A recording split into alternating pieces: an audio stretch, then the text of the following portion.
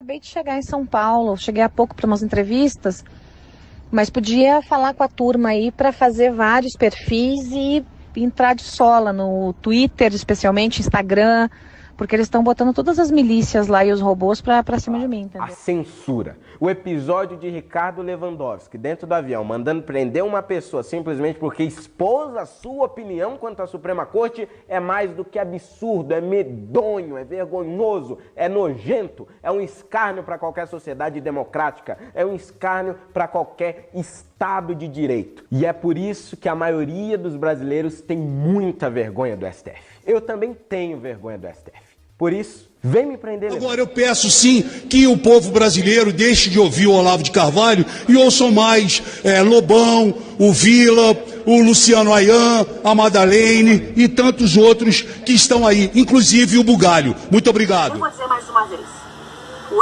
STF é uma vergonha. E eu vou dizer mais uma vez, ministro, o STF é uma vergonha. Vai mandar me prender também, Lewandowski? Estou pagando para ver. Vai mandar me prender também, Lewandowski? Vai mandar me deter em algum canto, em algum aeroporto, na saída do avião? É uma brincadeira. Vocês fazem o que querem, bem entendem com a Constituição, cospem no rosto de todo cidadão de bem brasileiro. E aqui, há exceções no Supremo, exceções que confirmam a regra. E certamente, Lewandowski e Gilmar Mendes não estão entre as exceções, né? Então, sim, o STF tem se portado de forma vergonhosa contra o país. Veja um palhaço triste com a cara do Carlos, o Coringa, ou um palhaço com cara de louco, de mal, sabe? Com a cara do Carlos. Vê aí, vê, se você não conseguir fazer, fala com o Jean. A primeira coisa que eu aprendi em casa é não mentir. Não mentir sobre ninguém. Muito menos sobre outra pessoa. Mas o Mourão, por exemplo, foi ele próprio torturador. E o Bolsonaro, você me desculpe, mas eu tenho o direito, como cientista político, de dizer para a nação brasileira que ele é. Ele tem como vice um torturador, que é o Mourão. Nós estamos falando de um vice que estava no porão da tortura. Eu tenho um compromisso com a verdade e não vou ser responsável. Estou falando dele que é vice e que foi torturador. Então, acabou. São dois fatos. Ele é o vice e ele é torturador. Quem ele agrega em torno de si, eu não sei. Agora, eu fico com medo de ter um vice-torturador. O senhor está fazendo uma acusação ao candidato a vice-presidente, que pode se tornar vice-presidente? Eu não estou fazendo uma acusação. Pois é, o Geraldo Azevedo, num show, falou que foi torturado pelo Mourão. Não estou fazendo acusação nenhuma. Você vai lá e entrevista o Geraldo Azevedo. Com base nesse depoimento que o senhor está falando? Entrevista o Geraldo Azevedo. Eu confio no Geraldo Azevedo. Então, você vai lá e... Por que ele mentiria?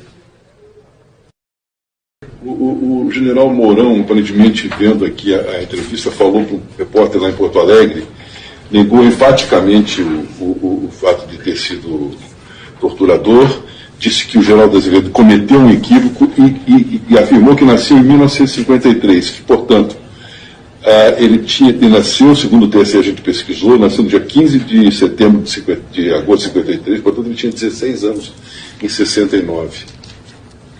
Quer dizer, ele não tinha idade para... Podia até ser... É o que eu falei, isso foi o Geraldo Azevedo. Foi ele que falou.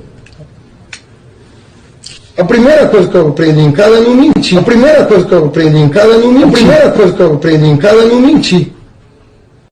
Entender que não é o Deus das leis, que não pode mudar a Constituição e que existe o Exército Brasileiro. Para, se preciso for, colocar ordem nessa baderna que o próprio Supremo está instituindo. Ordem nesta baderna. Artigo 142, se necessário for.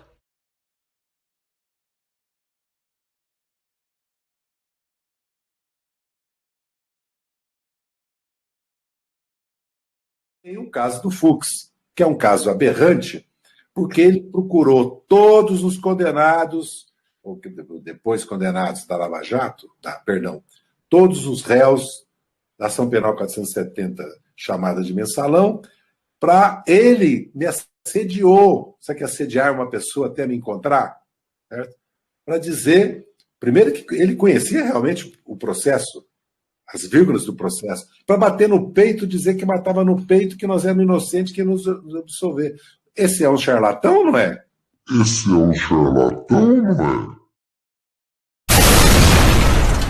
Diversas mulheres passaram a ser agredidas nas ruas do país.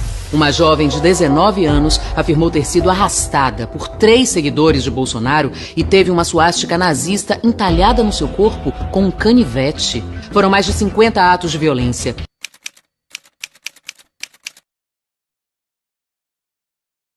Vamos então falar sobre a jovem que teve o corpo marcado com uma suástica em Porto Alegre. Ela foi indiciada ontem à tarde por falsa comunicação de crime. Esses cortes, esses desenhos que foram feitos no corpo da jovem são lineares, superficiais e também produzidos de forma muito cuidadosa.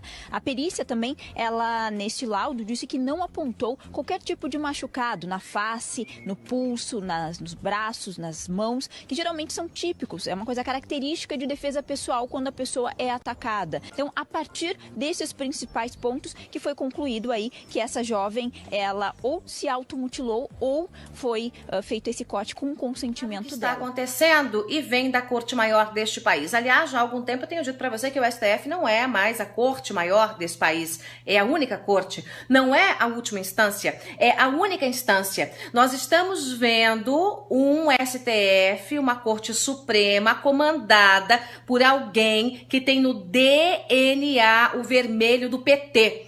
E eu falo isso com muita propriedade, sabendo das responsabilidades, porque agora o Lewandowski resolveu fazer a caça às bruxas, né? Sair por aí caçando todo mundo que se atreve a fazer uma crítica a ele, ao Janot ou ao Supremo. Pode isso num país democrático, minha gente? Pode isso? Pois muito bem. Eu cansei de viajar o mundo falando mal do Brasil, gente. Era bonito a gente viajar ao mundo e falar, no Brasil tem 30 milhões de crianças de rua, no Brasil tem 30 milhões... A gente nem sabia, tem não sei quantos milhões de abortos, era tudo clandestino, mas a gente ia citando números, sabe? Se o cara perguntasse a fonte, a gente não tinha, mas a gente ia citando números. Eu não esqueço nunca, eu estava debatendo o Roberto Marinho e o Jaime Lerner em Paris. Mas eu estava dizendo, porque no Brasil tem 25 milhões de crianças de rua. Eu era aplaudido calorosamente pelos franceses. Quando eu terminei de falar... O Jaime Lerner falou assim para mim, ô Lula, não pode ter 25 milhões de crianças de rua, Lula. Porque senão a gente não conseguiria andar nas ruas, Lula. É muita gente. E foi com muita alegria que o meu amigo José Graziano, o diretor-geral da FAO, era meu ministro, ele pode contribuir para que a gente possa começar a acreditar que é possível acabar com a fome em qualquer país.